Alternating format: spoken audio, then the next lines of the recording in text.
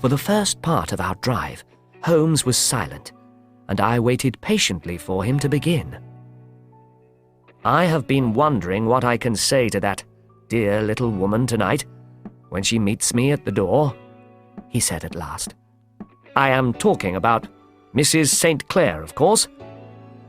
Neville St. Clair came to live near Lee 5 years ago. He took a large house and lived like a rich man. He gradually made friends in the neighborhood, and 2 years ago he married the daughter of a local farmer, by whom he now has 2 children. Neville St. Clair was a businessman in London. He used to leave home every morning and then catch the 5:14 train back from Cannon Street Station each evening. If he is still alive, he is now 37 years old. He has no bad habits, he is a good husband and father, and everybody likes him. He has debts of £88 at present, but his bank account contains £220. There is no reason, therefore, to think that he has any money troubles. Last Monday, he went into London rather earlier than usual. He said that he had 2 important pieces of business to do that day. He also promised to buy his little boy a box of toy bricks. Now, that same day, his wife happened to receive a telegram from the Aberdeen Shipping Company. This informed her that a valuable package which she was expecting had arrived at the company's offices in London. These offices are in Fresno Street, which is off Upper Swandam Street, where you found me tonight. Mrs. St. Clair had her lunch, caught a train to London, did some shopping, and then went to the shipping company's offices. When she came out, it was 4:35. She walked slowly along Upper Swandam Street, hoping to find a carriage. It was a very hot day, and she did not like the neighborhood at all. Suddenly, she heard a cry and saw her husband looking down at her from a window on the first floor of one of the houses. He seemed to be waving to her, as if he wanted her to come up. The window was open, and she had a clear view of his face. He looked very worried and nervous. She noticed that he had no collar or tie on, but he was wearing a dark coat, like the one he had put on that morning. Then, very suddenly, somebody seemed to pull him back from the window. Mrs. St. Clair felt sure that something was seriously wrong. She saw that the entrance to the house was below ground level. This was the door of the Bar of Gold. She rushed down the steps and through the front room, and tried to go up the stairs which led to the upper part of the house. But the owner, the Indian sailor I spoke of, ran downstairs and pushed her back. The Malayan servant helped him to push her out into the street. She rushed along Upper Swandam Street and into Fresno Street, where she fortunately found several policemen.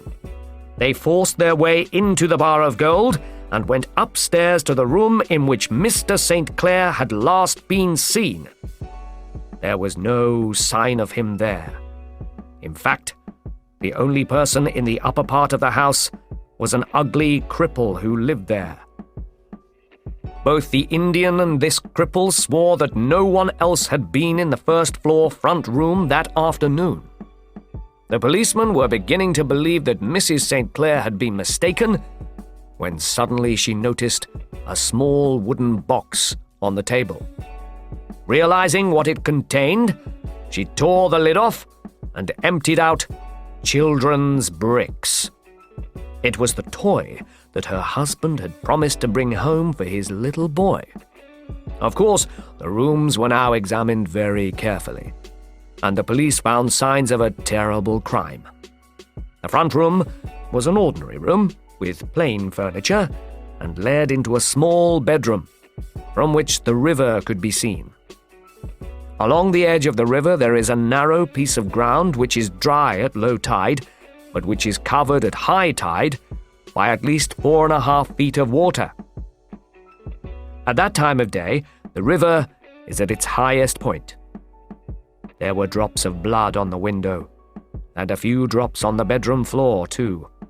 Behind a curtain in the front room, the police found all Neville St. Clair's clothes except his coat. His shoes, his socks, his hat, and his watch, everything was there.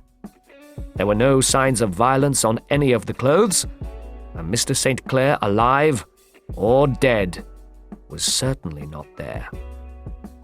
He seemed to have gone out of the window. There was no other possibility. The Indian had often been in trouble with the police before, but as Mrs. St. Clair had seen him at the foot of the stairs only a few seconds after her husband's appearance at the window, he could not have been responsible for the murder. He said that he knew nothing about the clothes which had been found in the cripple's rooms.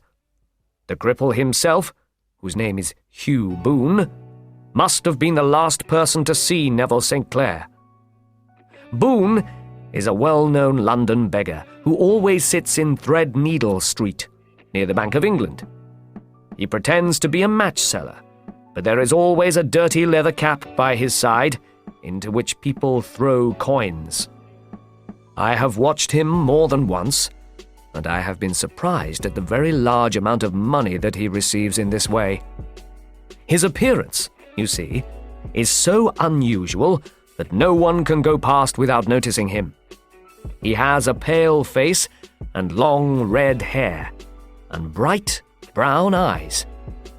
His upper lip is twisted as the result of an old accident, and he is famous for his clever answers to the jokes of all the businessmen who go past.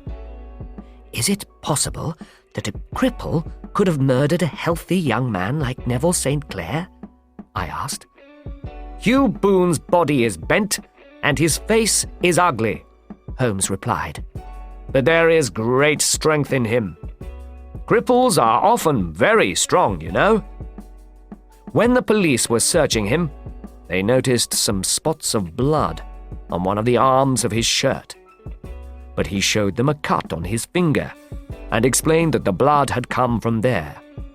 He also said that he had been at the window not long before, and that the blood on the floor and window probably came from his finger too. He refused to admit that he had ever seen Mr. St. Clair, and swore that the presence of the clothes in the room was as much a mystery to him as it was to the police. If Mrs. St. Clair said she had seen her husband at the window, she must have been dreaming. Or else, she was crazy. Boone was taken to the police station, still complaining loudly. When the water level in the river had gone down, the police looked for the body of Mr. St. Clair in the mud. But they only found his coat, and every pocket was full of pennies and halfpennies. 420 pennies and 270 halfpennies. It was not surprising that the coat had not been carried away by the tide, but possibly the body itself had been swept away. Perhaps Boone pushed St. Clair through the window and then decided to get rid of the clothing, which might give clues to the police. But he needed to be sure that the clothes would sink. So he went to the hiding place where he kept the money he earned in Threadneedle Street and began by filling the pockets of the coat and throwing it out. He would have done the same with the rest of the clothing, but just then he heard the police coming up the stairs and quickly closed the window. Boone has been a professional beggar for many years, but he has never been in any serious trouble with the police. He seems to live very quietly and harmlessly.